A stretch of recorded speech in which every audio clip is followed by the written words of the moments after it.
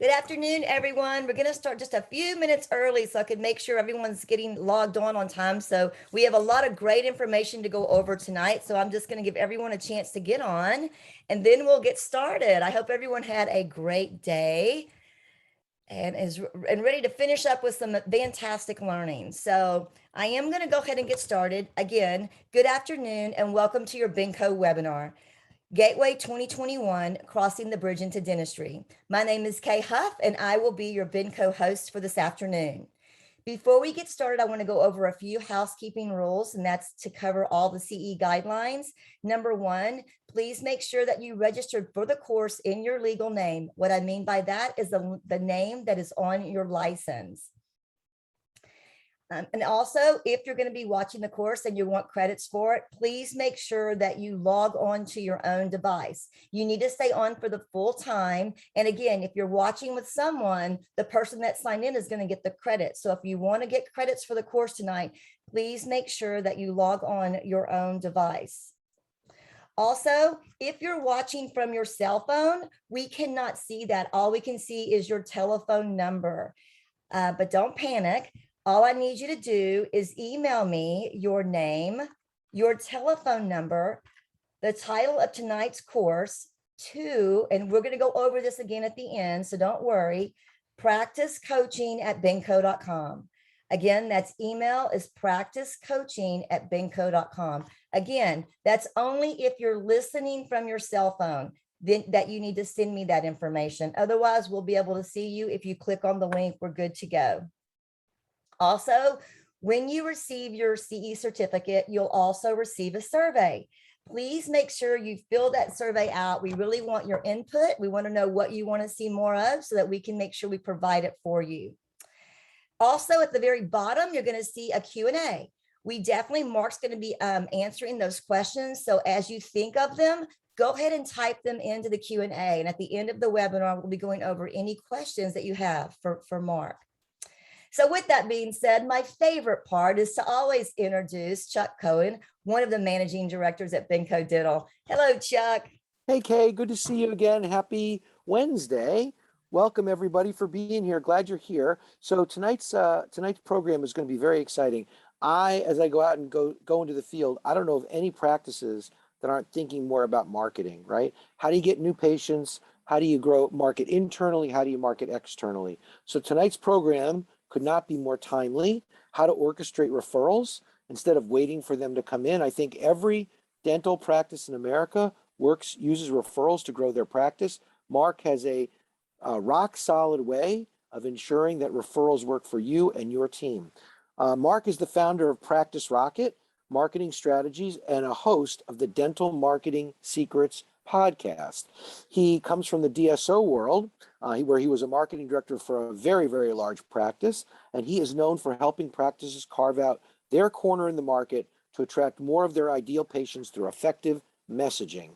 Mark, thank you for being here with us tonight. We all look forward to learning more about how we can use referrals to grow our practice. Thank you. Awesome. Well, thanks, Chuck. I appreciate you. Appreciate the honor to be here. Really, it is. I love sharing things that have worked for me and my clients in the past, because there's just so much that can be gained, when you collaborate. There's so much to go around. So, and this is a topic, like you mentioned, that all practices love to talk about because we love referrals, and so we're going to dive into that in this training. We've got a lot of great information to get through. So as we go through this, we're going to specifically touch on a number of different things. First and foremost, we're going to start off with a case study of how one practice generated 584 referrals in just 12 months. So we're going to really break that down, take a deep dive into that to look at what they did, and then more importantly, how you can take those same principles and apply them to your practice to start seeing more referrals and start seeing results. And then we will also look at the psychology behind why people refer. And this is important to understand as you go about and you start asking for referrals, as you start implementing and creating these referral strategies, is understanding the motivations behind why people, make recommendations. So we're going to touch on that. We're also going to go through how a referral system increases your various referral opportunities. And then I'll end with sharing 9 different strategies that you can copy and deploy into your practice right away. So before we get started, I wanted to do a quick little background. Chuck gave me a great introduction, so I don't really need to touch on much more than that, but I did want to show a few pictures because this is the reason why we do what I do. And this is me with my family. I'm outnumbered in my family. I've got 4 daughters and my lovely wife, Allie, right here. And so I'm just in a world of pink. You can't really tell in this picture, which is odd, but it's a lot of fun. And my oldest is 13, all the way down to 4.5. This is Annie right here.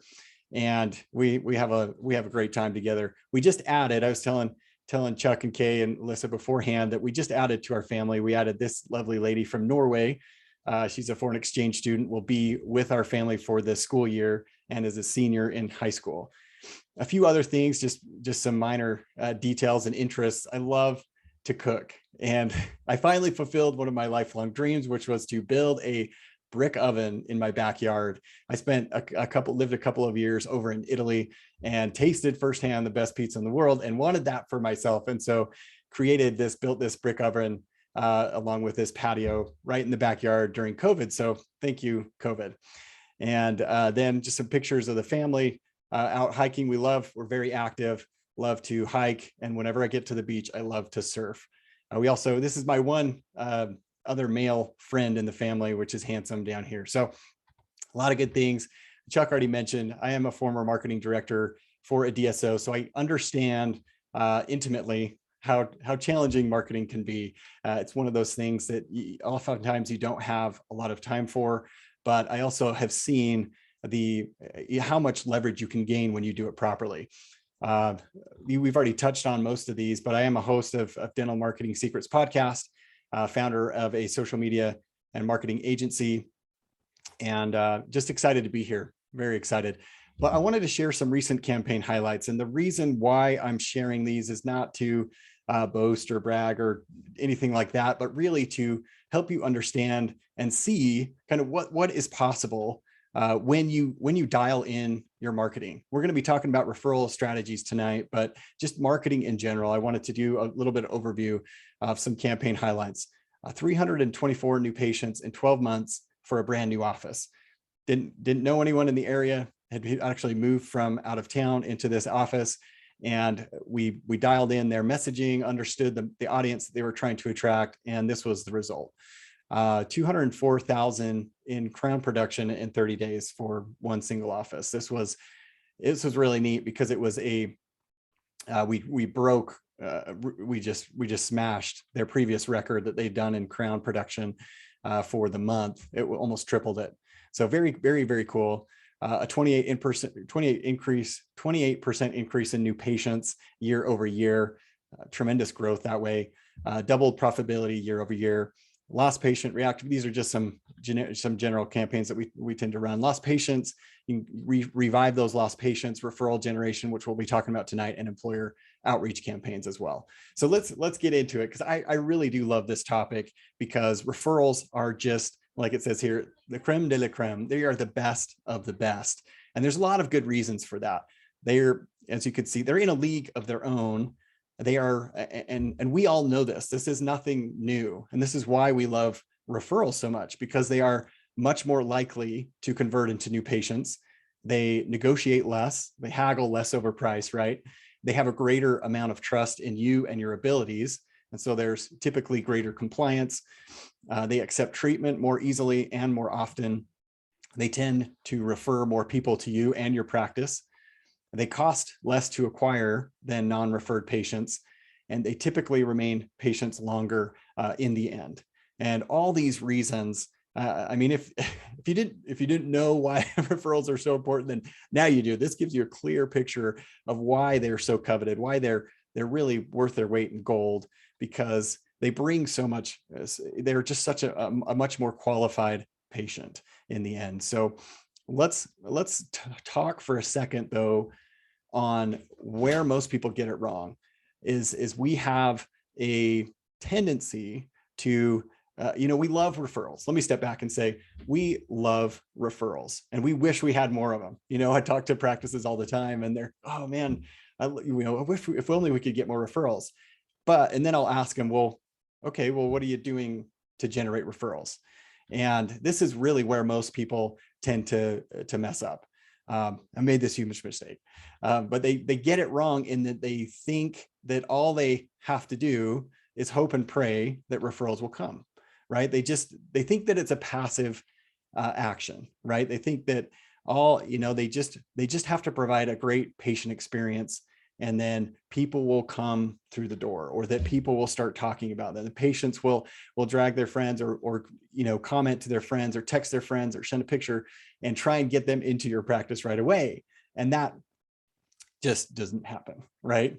Another way where practices tend to fall short on this is that they feel sheepish or they're nervous or anxious about asking for referrals. They think that it looks bad on them, like they're begging for a referral or that they can't get business on their own or whatever the case may be. And we're going to dive into that psychology in a little bit later in the presentation, but that's one of the things that causes people to, it's a big hiccup. It's a big obstacle for them.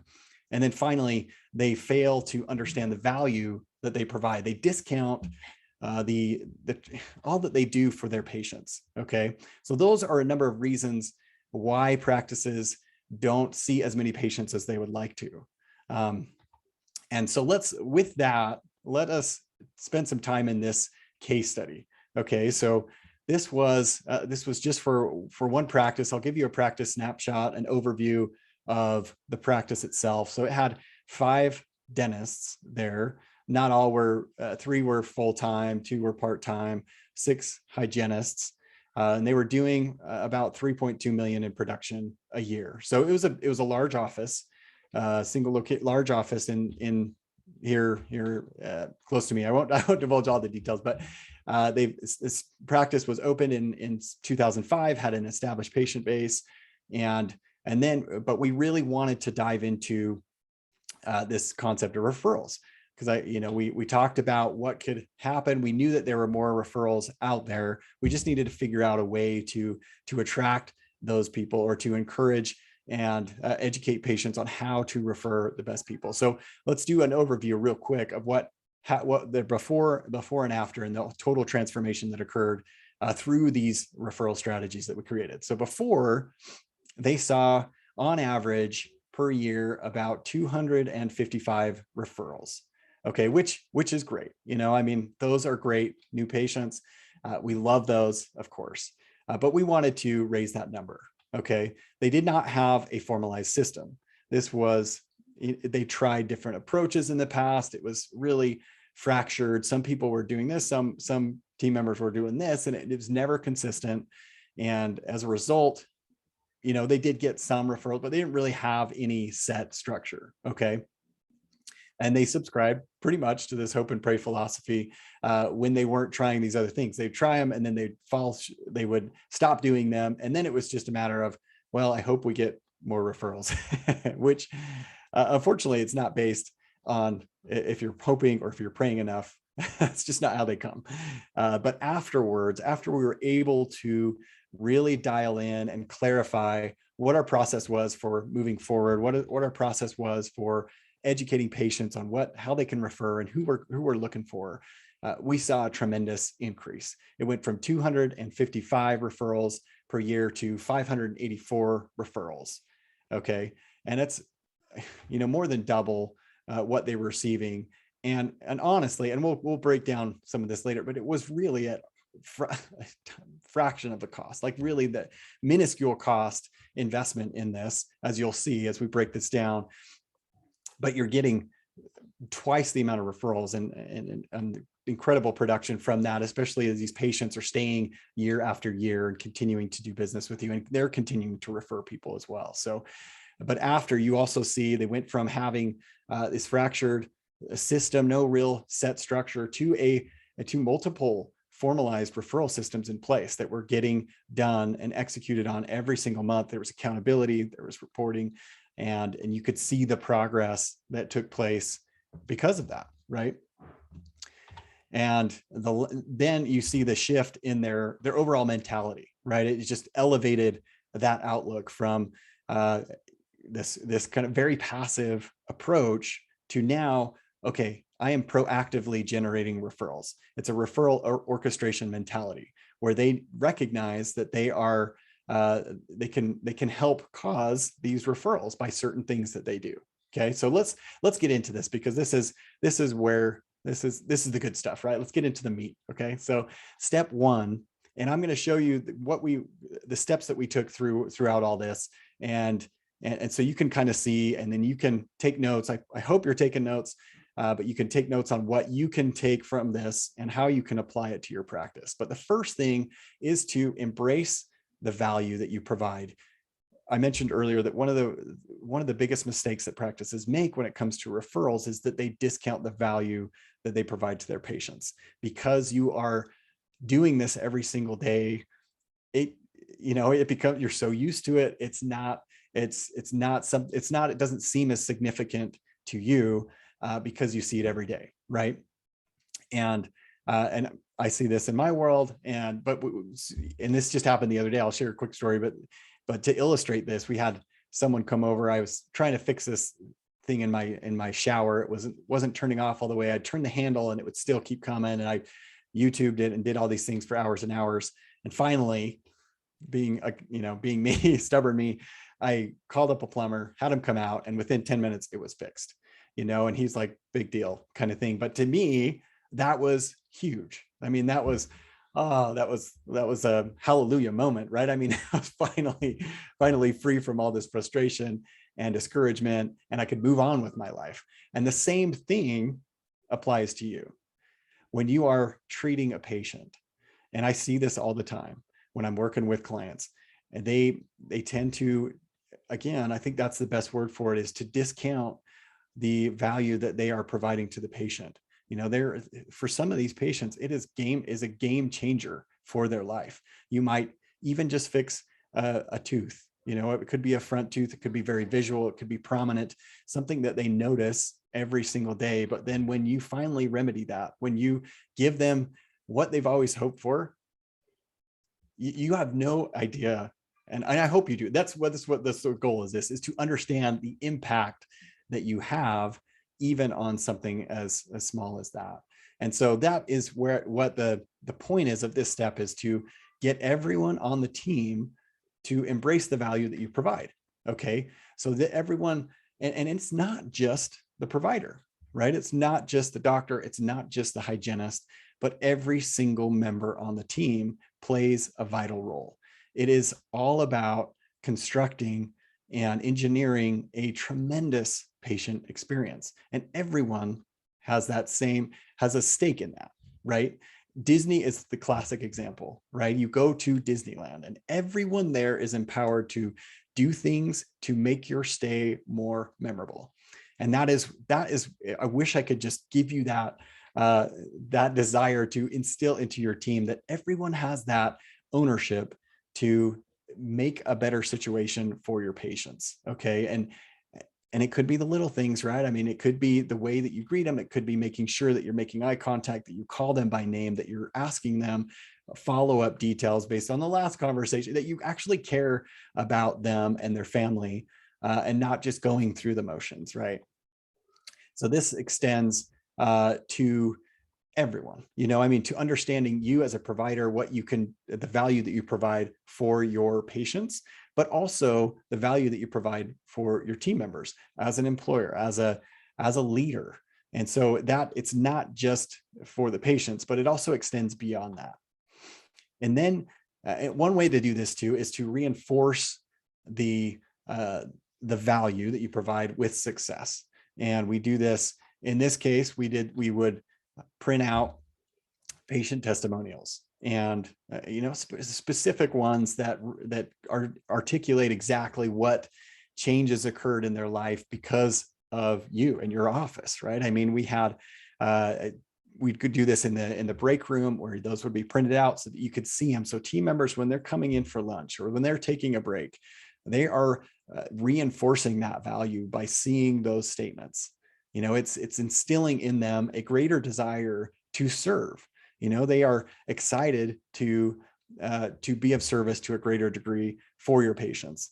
And it's so exciting. It really is so neat when you get to that level where they buy into that. And then they are just looking for those opportunities to take that experience to the next level. Okay. So the other part of this, though, is to also recognize the negative consequences that can come because of inaction.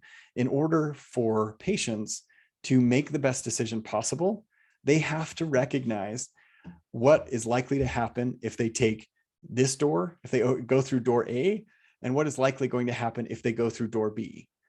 So if they take action, if they decide to accept treatment on this is likely what's going to happen. If they don't, then this is likely going to occur. It doesn't mean that it will. It doesn't on either side, right? There's no guarantee. But based on our experience, this is what's likely going to happen. They need to have a clear understanding of the consequences.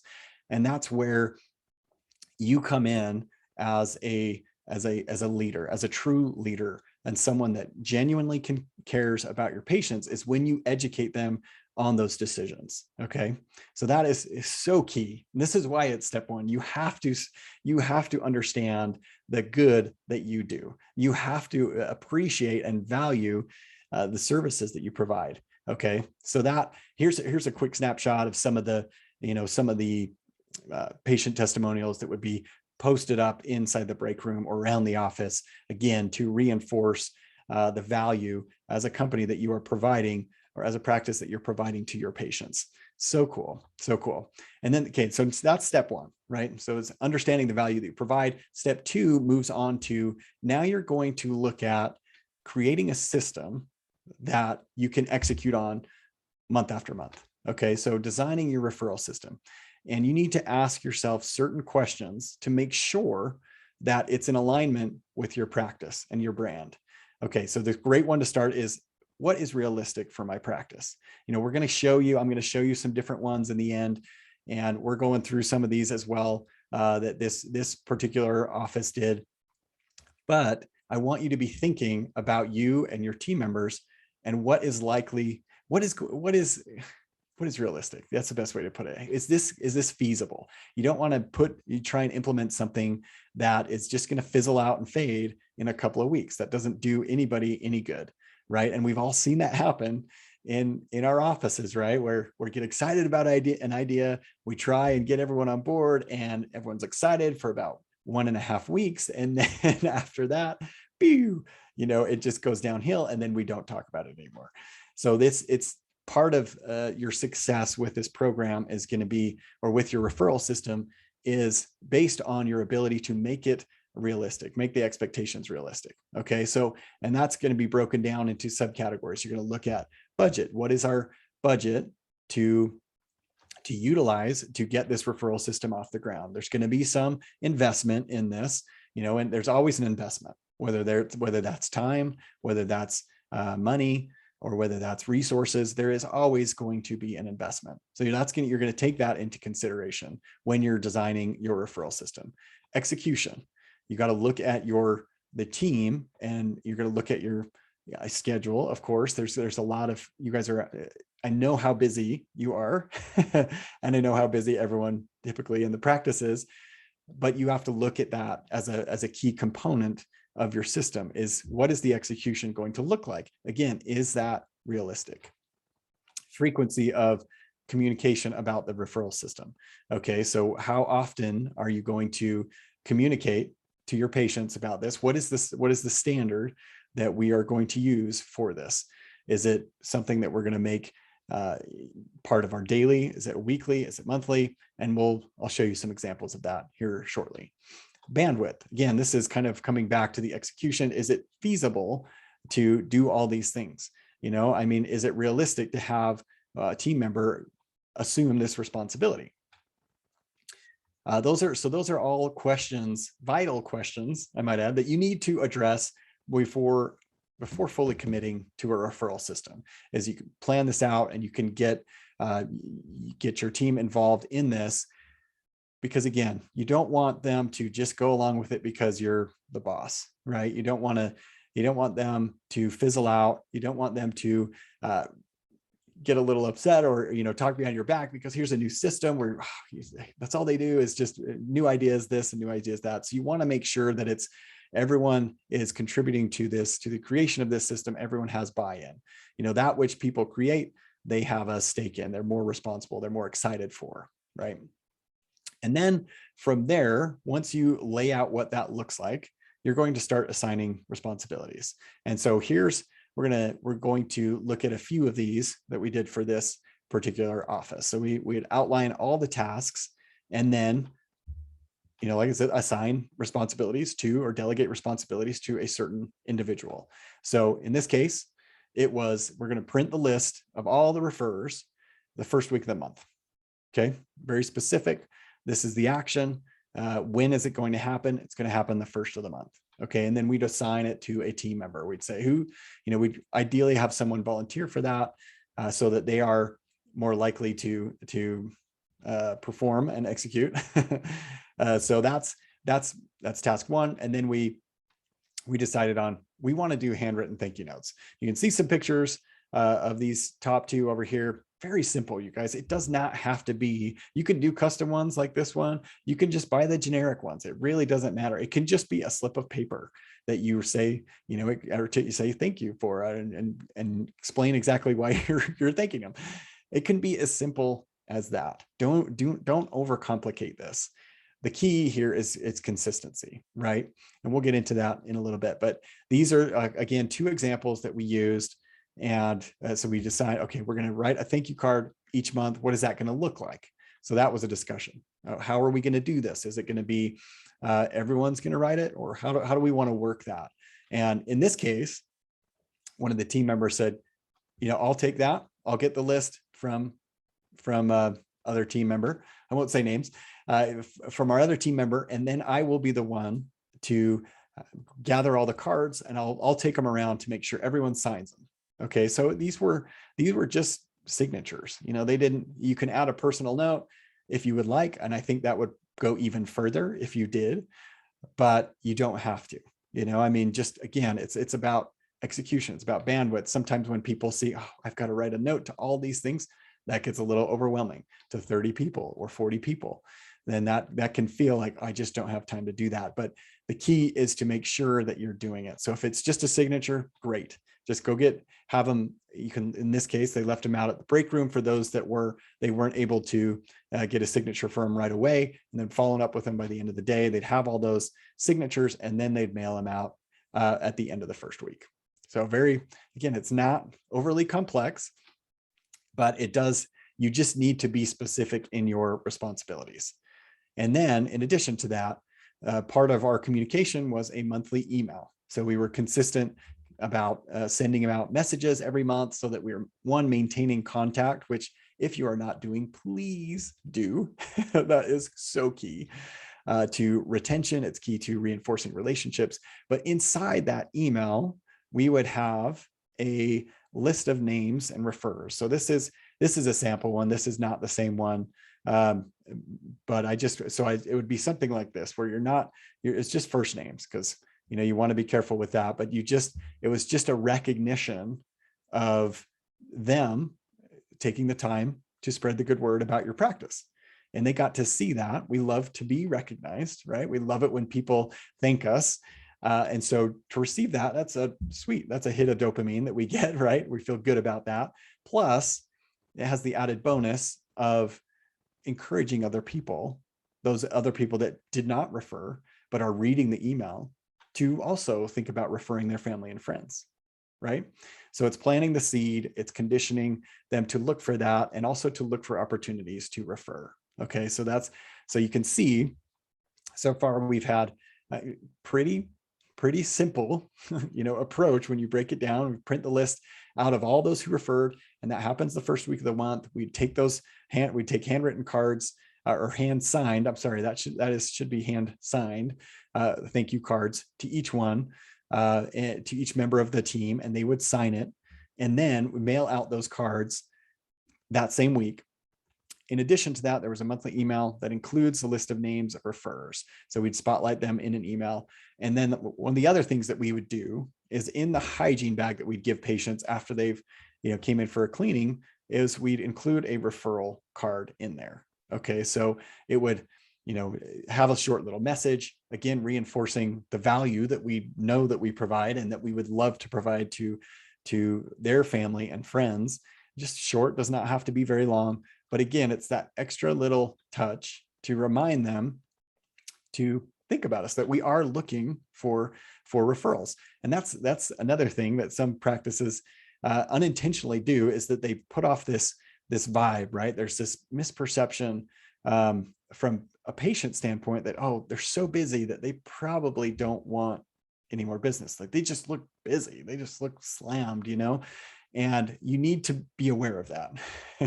If you feel, you can ask patients, you can ask other people to kind of be a secret shopper and see if they get that vibe. But that's a very important too, is just to, you want patients to know how important those referrals are to you. Okay. And that you are excited to accept new referrals. And then the last component of this particular, this was really a combination of referral strategies for this office, but the last tenet or the last action item on this was we created a special offer for new patients. Okay, so it was, in this case, it was a free exam. They could come in for free and we'd evaluate it. We'd actually do a few other things in addition to that, only for those patients that referred family and friends. And so it was a no risk way for them to come in and try us out. They didn't feel, obligated to continue with us or anything like. We wanted to make sure that was very clear that, hey, we know that there's a lot of options out there.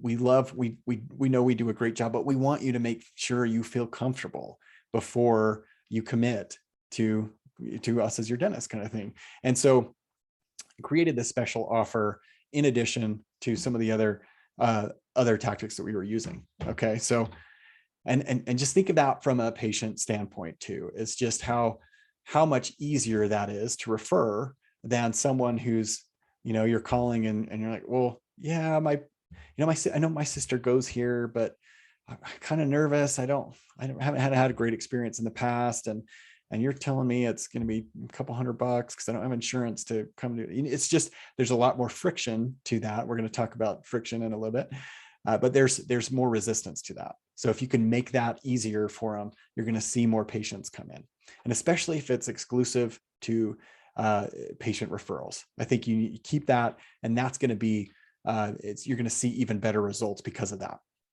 Okay. Step 4, it's time to set expectations at this point. So you've started to, we've understood the value that we create, building our referral system or systems. We are assigning responsibilities, that's taking shape. And now it's time to set expectations. And these are questions that you are going to be asking your team and asking yourself, really, in this case, when will the handwritten cards be mailed out? Like I mentioned before, we're going to print out those the first week of the month, and then we're going to have those mailed out by the end of the first week of the month, right?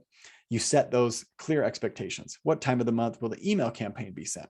Okay, so we scheduled a specific day every single month that's going out for email, right? And again, it's just a matter of attention to detail.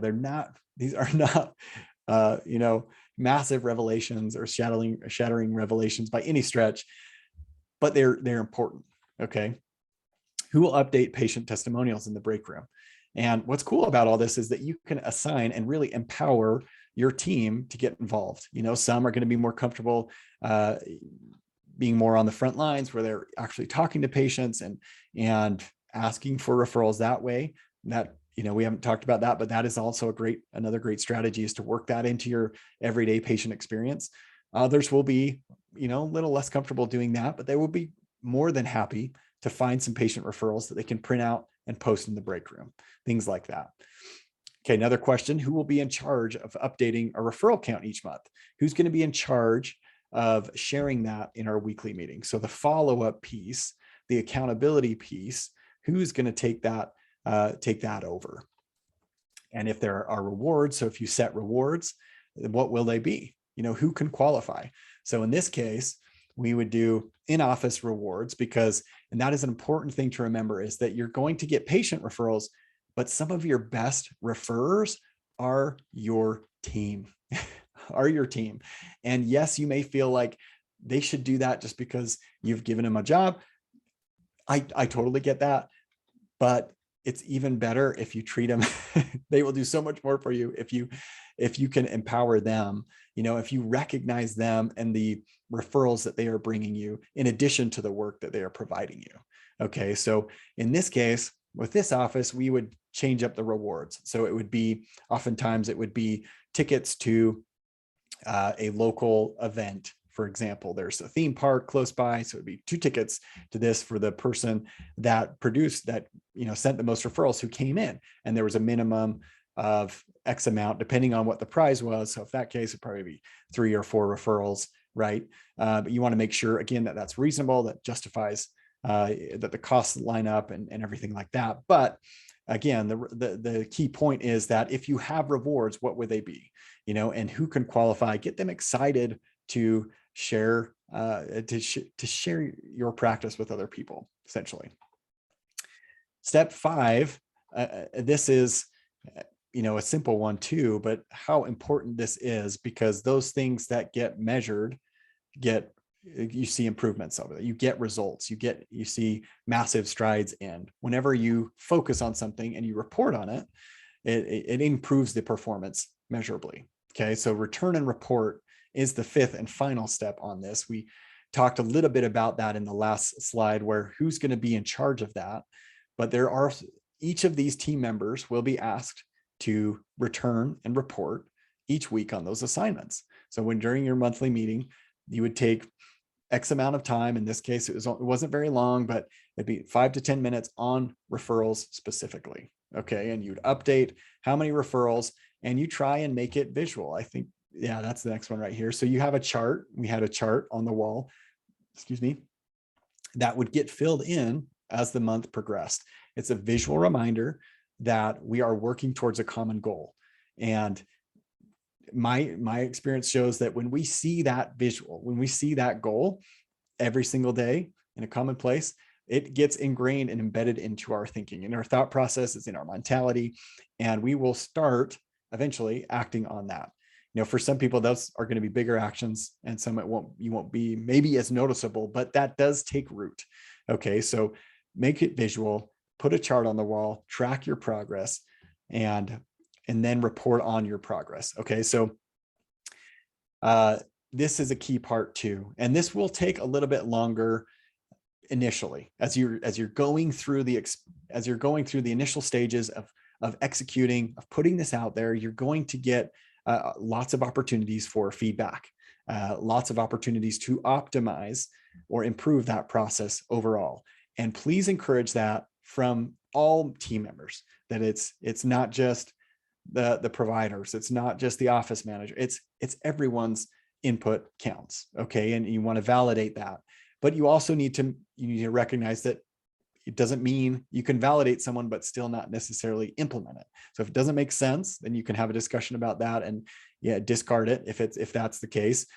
But you want that input, because those people that are on the front lines are going to see those unique opportunities to make it just that much better, to ratchet it up even more, so that results keep climbing, they keep rising. Okay, so that's kind of that's really, lastly, rewards, awards, recognition. It all comes back to that too, is that you want to recognize those team members, make a big deal out of it, celebrate their success, and again, reinforce how important that is to you, how meaningful that is to you, that you, in addition to your everyday responsibilities, are also an advocate, an ambassador to our practice. That is such a compliment.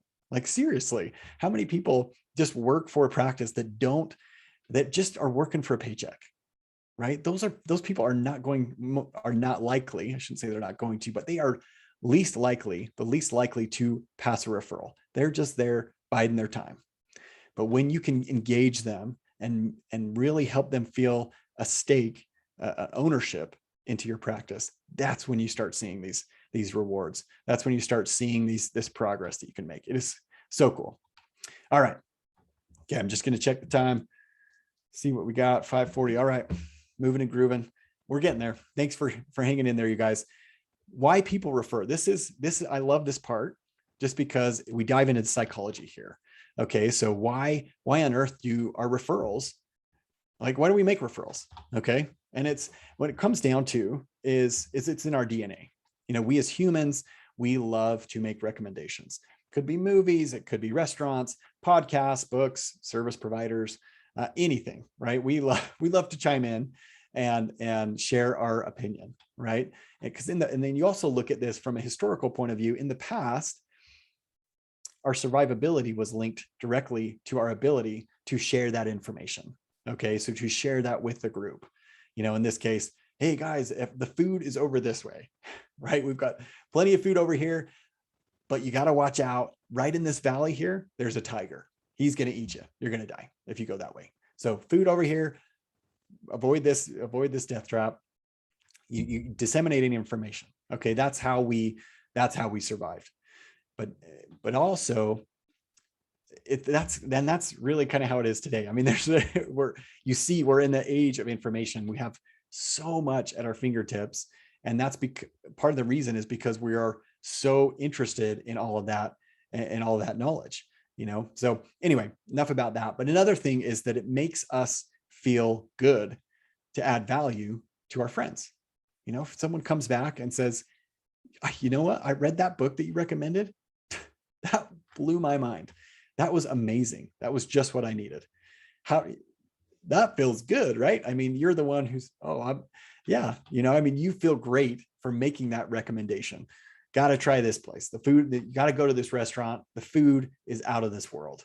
Or conversely, don't even waste your time. That movie was terrible. You see that a lot, right? You see that a lot on social media. That movie was terrible. Okay. But we like to be that connector. We like to be that person who someone can go to and say, oh, well, what do you recommend? I'm going to be doing this, or I need a new book to read, or I'm going to be in San Francisco. I know you've been there a couple of times. Where should I go? Right. We love to be that go-to guy. Right. And that's why these are some of the reasons why people love to make referrals. And this is so important to remember because we do like to make referrals. Okay. So it's not that we're hesitant. A lot of times practices will feel like, or team members inside of a practice will feel, well, I don't want to make them feel uncomfortable or anything like that. But the reality is that it can make them feel good to make a good referral. Obviously, if they're not satisfied with service, they're not going to refer. Okay. So that's a key element to all of this. This just, we just presume that you are delivering a good patient experience already. But you also can understand and recognize that we like to refer things, that we as humans like to refer things, and that that's going to make it easier to ask for referrals. And again, it comes down to this understanding this question. How did you feel when someone thanked you for a recommendation that you gave? Think about that. Let that feeling kind of work in you, and then it will become easier to ask if you're hesitant. Okay. All right. So recognizing the value and the opportunity, that it starts with the value. It always comes back to that. You as the provider, you have spent all this time and invested all this time and resources and brain power. And oh man, it's crazy how much you've sacrificed to get to this point, right? You went into this because you love helping people, and you are able to provide unique value to the marketplace. Okay. So, and if you fail to recognize that, you are going to forfeit so many opportunities to do some of your best work. There's a story of a doctor who had a longtime patient, 12 years. And this patient comes back for a checkup and he notices full smile makeover.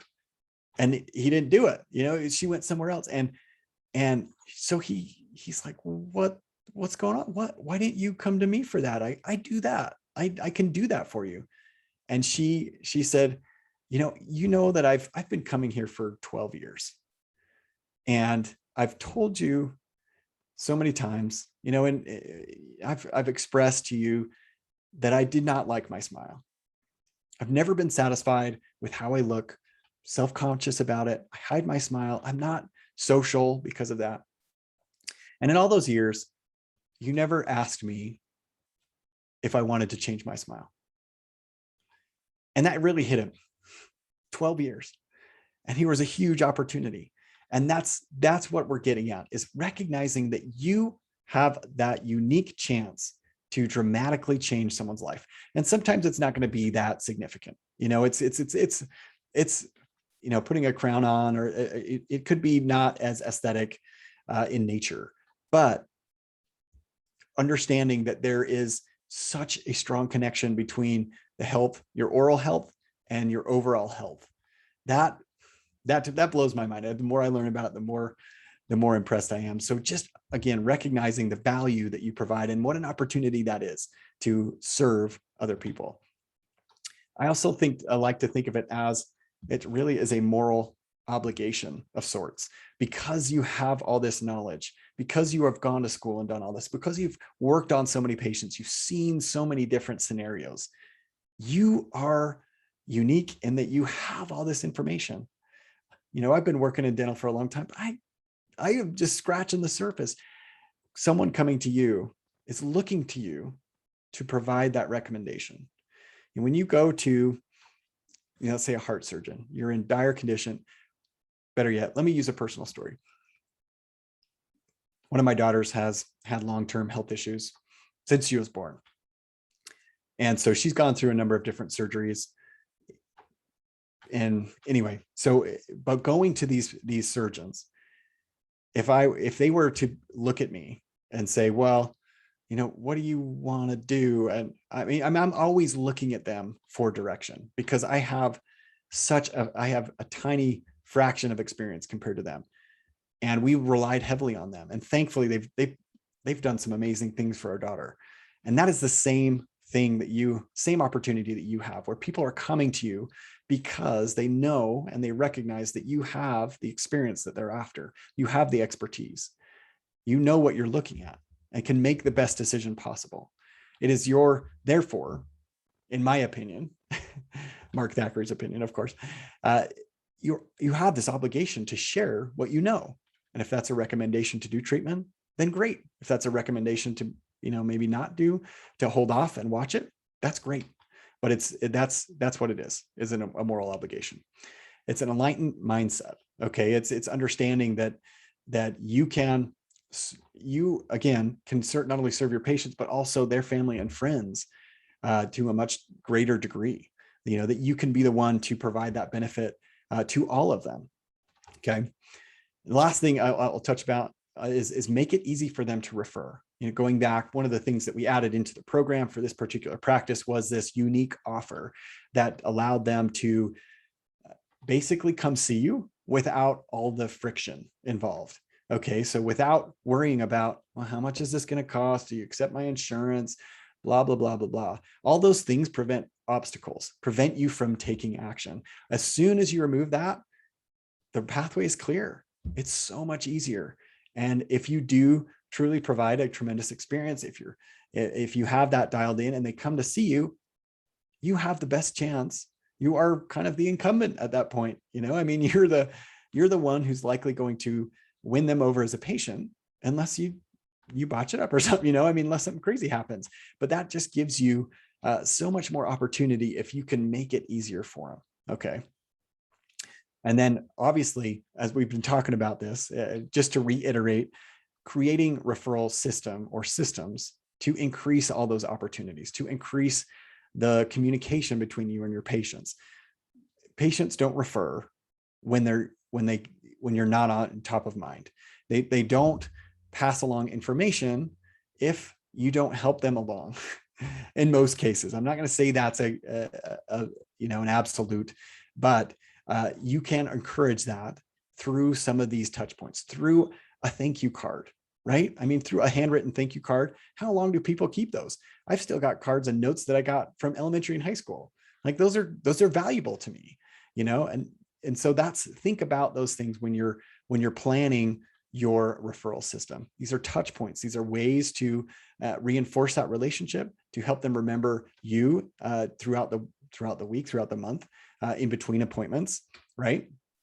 So enough about that. Let's get into, because I know we're coming up on time, let me do some of the referral systems that you can use right now in your practice. And you've already seen what we've done with the other practice. It's not very complicated. Okay. It's more a matter of carving out the time to get your team together, get everyone to buy in on a system that you think is realistic for you and your practice, and then reporting on it, executing on it, and reporting on it. Okay. So here's one. We've mentioned some of these we've already kind of gone through, but a handwritten note or a thank you card to all your patients that refer. Very, very powerful. If you have, especially, how often do you get a thank you card from a doctor? Just think about that. Never, right? I don't think I've ever gotten one. That'd be nice, right? No matter, I mean, even especially considering how many surgeries we've had our daughter's gone through, that'd be cool. Get a thank you card from a doctor. But see, that's what I'm saying. I mean, it can leave such a huge impression on a patient by taking that extra time. This next one is very similar. A follow-up call or a video. And you could do a quick phone call to that patient. Make it short. You can just say, I just wanted to thank you. That is so nice of you to go out of your way to refer someone to our practice. Referrals are the lifeblood of our business. And I thank you for that from the bottom of my heart. That's all it has to be. Or you can record a video and do that same thing. Just send them a video, and then, might even be shorter. Very cool. Again, very personalized. A monthly giveaway. All referrers are entered to win a prize for whatever gift you would like to do. It could be theme tickets. It could be Apple Watch. It could be this or that, right? These are all, as I'm saying, these are all very simple, you guys, but they can be extremely powerful if you buy into them. And if you make this a part of what you do, if your ongoing system and process. Okay. Another one is to join a networking organization, is to get involved in a group that meets regularly. BNI, a mastermind, there's women in business, there's chamber of there's lots of different options.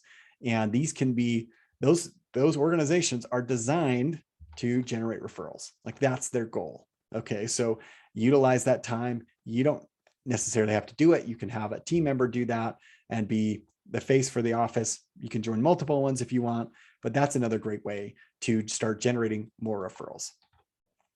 Free exams and x-rays, or free cleaning, a complimentary evaluation and or cleaning exclusively for those that are referred by existing patients. Again, making it easy, reducing friction so that it's easy, so that basically these people, it's a slippery slope. Once they step, it's just whoop, it makes it easy for them to slide right into your practice. This was an interesting one that I came across. Dr. Paddy Lund, a dentist out of Australia, he's retired now, but he made referrals actually a condition of becoming a patient with his practice. And he explained why. He would sit people down as they first came in and said, in effect, I'm paraphrasing, but I want to build a long-term relationship with you. I'm not here to do, a one-time service or treatment or anything like that. But my patients, we build lifetime relationships. And part of what I do, I invest so much time and money and resources into delivering the best patient experience out there that otherwise would be spent doing marketing. So I made a choice. I could have either invested into all these online advertising and billboards and magazines and all that stuff, or I could invest it into technology and better equipment and better staff and better team members for my patients. I chose the latter. But part of doing business with me, part of becoming a patient with me, is that because I do this and I've spent all this, invested so much into patient experience, I ask that you give me 2 referrals after you have tried me, after you make sure that you like it, that it's a good fit for you, that upon recognizing that you give me 2 names of family and friends that we can call on. And that was what he did. He would just establish that as an expectation right off the bat. And he had a waiting list he started working fewer and fewer days and making 3 or 4 times what he normally did on a 5-day week. It's a really fascinating case study. But again, it's setting that expectation in the minds, in this case, in the minds of the patients, and helping them understand why. I think that was a beautiful explanation of why he's asking for referrals, not just because he wants referrals, but because he could have chosen to do things differently and invested more in marketing than the patient experience. This is a fun one too. Balloons for top patients, could be a cake, could be whatever, but balloons are very visual. One office would select 3 to 4 patients to highlight of their top referrers that month. And then they would have these balloon packages delivered to those patients at work. So obviously they have to work, because you want a social setting. You want to go and just deliver the balloons. It doesn't have your office name on it or anything like that. It's just a very visual gift that is going to attract attention from all the other coworkers. So people are going around, whoa, what are these balloons for? Is it your birthday? They're like, no, actually my dentist gave me that. They're like, what? Your dentist gave you balloons? And then it strikes up this conversation and it gets people talking. And that's where it starts, right? That's where the conversation begins. So that's a fun one. This is a great one too, often overlooked, but creating referral partnerships. So identifying those kindred, businesses that are non-competitive, obviously, but also service the same patients. So in this case, it could be if you're a general dentist, you could look at a pediatric dentist, and kind of work with the parents of your patients, kind of deal, but providing educational materials or possibly a training to those patients or the parents of pediatric patients, for example, is to give as a way to generate more referrals, as a way to get exposure to that audience. And they in turn get a unique training, or they get materials that make them look good, right? And that's the other part of referrals, is that you can add referral partnerships for your clients, and that's going to allow you to service them to a greater degree. So if there are things that your patients are doing before or after they have treatment with you, you can turn that into a referral partnership. All right, so summary, and then we will take a few questions. Step one, embrace the value you provide and be confident in that value to the point where you're okay to ask for the referrals. Second, design your referral system or systems. Assign responsibility, step 3. Step 4 is set expectations. And finally, return and report. Okay, so that is the name of the game. Again, it's not earth-shattering news. It's nothing revelatory that's going to blow your mind, but it's really all it is understanding why we give referrals, understanding how to create a system using some of these ideas, using some of these same principles to make a system that's going to work on a regular basis, where you're constantly, you have your team behind it. That's what I'm trying to say. It's just have everyone buy into this so that you're all moving in the same direction. So anyway, that's all I got, Kay. What questions do you have? Good job. So just a really quick question. So I know that you talked a lot about the marketing and getting the referrals, but do you have any like ideas on like what the ROI should be? I mean, what a good average ROI would be for a general practice? Oh, it can be significant. I mean, so if in this case, so with this practice, we tracked those referrals, and they 584. I think if I remember the exact figure of production for that year one, and this was just the year one, right? It's gonna compound as it grows every single year after that, because their lifetime value was typically 5.5 years once they became a patient. But so the production off those referrals was north of 400,000 in production. Does that answer your question? Yeah, and so, but what are you seeing? Like, if it was an average office, do you have an average range that a doctor would, once they invest in any kind of marketing, that you Mm. would say, like, should they do it for at least 3 months? Should they do it for a year before they see a return? Like, do you have any kind of guidelines on Oh, that? gotcha. Yeah, sorry. I misunderstood your question. And So guys, please make sure you put your questions in the Q&A below if you have any other questions too. So good. Yeah, just curious. So what should it be and how long should you do it for? good question. So we always recommend doing it for at least 3 to 4 months to get started. And then you can start tweaking it a little bit based on the response that you're getting. But on average, we see patients starting to, you'll see an increase in referrals by month 3 for sure. If you're doing all these steps, and if everyone's, obviously there's a lot of variables involved, but if everyone's on board and you have a formalized system in place, you're going to start seeing some movement on that. So it's hard to say exactly what that looks like. Varies from practice to practice, but you'd see, so like one of our other clients, for example, you see an additional 10 to 15 new patients a month from referrals. And you're saying so at least 3 months before they start making a decision whether it's working or not working. Yeah, and that's the thing. I mean, the longer you do it, and the more the things that we work on and do more of, we get better at. And so that's just kind of a law of learning. So as you get into this, I would encourage you to make it a year. If you can force yourself to do that, get your team on board for a year, that would be ideal, because then you will definitely see, if you are contacting them on a regular basis, if you have some of these steps in place. So much of it is about the communication and making that communication consistent, and having like an offer, like I mentioned, that's low or no risk to take that next step. So if you're doing that on a regular basis, you are going to start seeing some good results. And what percentage do you think an office should do of their production on marketing? Ooh, that's I mean, I'm a little bit, yeah, I'm a marketer, so obviously I'm going to say as much as is reasonable, but I say that because if you're, let's say you put in, I see it as a vending machine. Once you dial in the system and you prove the concept that it's working on a regular basis, if you put in $1 and got $2 back, how often would you do that?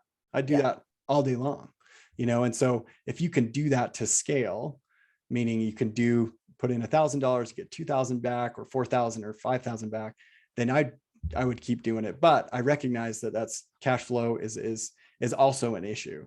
And so what we like with this particular office, with this case study, it was a flat rate. It was 6%. So if that gives you an idea, but again, it kind of depends on the office. Some are spending more. So if you're a fee for service, some of our clients are spending significantly more than that, probably around the 12 to 13% range, but they're also seeing a better return on that. Yeah, I always find it funny that I even say this in my lectures a lot of times. I find it funny that I'll see an office will hesitate spending 3,000 on marketing, but will take a $10,000 hit for a PPO and not even blink an eye. So it's like, Yep. you know what I mean? It has to be something you have to look at. So we do have another question. Let's see. How do you politely ask for a referral? Good question. This was Jason. Yeah, great question, Jason.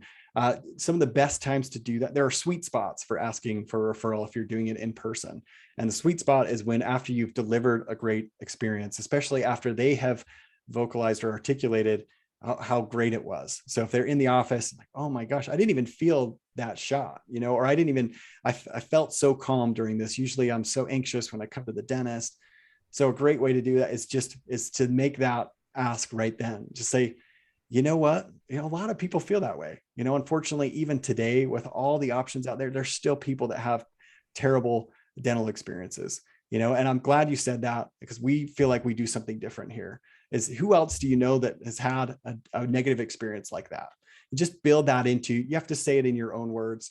But once you build that into your mannerisms, then your chairside manner, it'll come out easier, and you'll be more confident with that.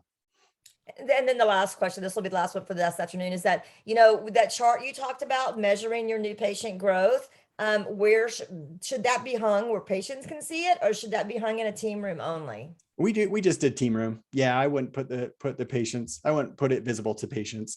It's more for your team, to get them excited, to measure their progress, and to remind them, to look for opportunities to ask for referrals. But great question, Maria. So thank you so much for taking the time. Now, I will end it by saying this. I do know that every state is different. I've been a coach in pretty much every single state in the US, and you have to be careful. Please make sure that you, as a disclaimer, always check before you do any marketing in your office to make sure that it is something that, that you can do and that's something that your state will allow you to do. Do you agree, Mark? Absolutely. Thank you for bringing that up. That is something that you certainly need to take time to look into, ensure that you're compliant, because the last thing you want to do is put yourself in a bad situation. Yeah, and please make sure that you also check on your agreements with your PPOs to see if you sign any agreements, what is their marketing? That there are some out there that say you can't ask for referrals. So please make sure you do your homework. But listen, this was a great webinar. Thank you so much, Mark, for your time. We really appreciate it. Now, if someone wants to reach out to you, do you want to give out your email address? Sure. Yeah, happy to answer any questions that you have or that you might think of as you're getting into this. I hope you get into this because it can be very, very effective for your practice. But my email address is pretty simple. It's just Mark, MARK at practicerocket.net. Mark at practicerocket.net. So, and what we'll do is, I know Alyssa's on listening. I'm sure Alyssa will help send that out to you in an email. So we'll, send out a little information if you want more information from Mark. So thank you so much. It was fantastic. So now let's take a look at what's coming up.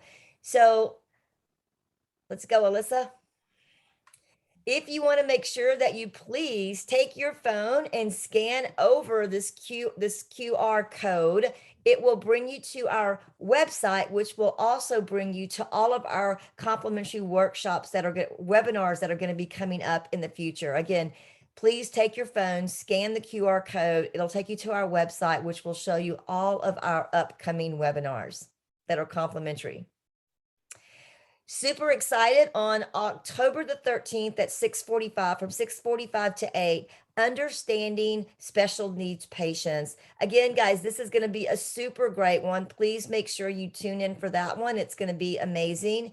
And then we've had a lot of requests for this. So we are listening to your surveys, and we've had a lot of requests for sleep medicine. So we will be having a webinar on sleep. It's going to be on October the 27th. Now, let me go back because I forgot to tell you. The one on October 13th, that one's going to be at 6:45 to 8 Eastern time.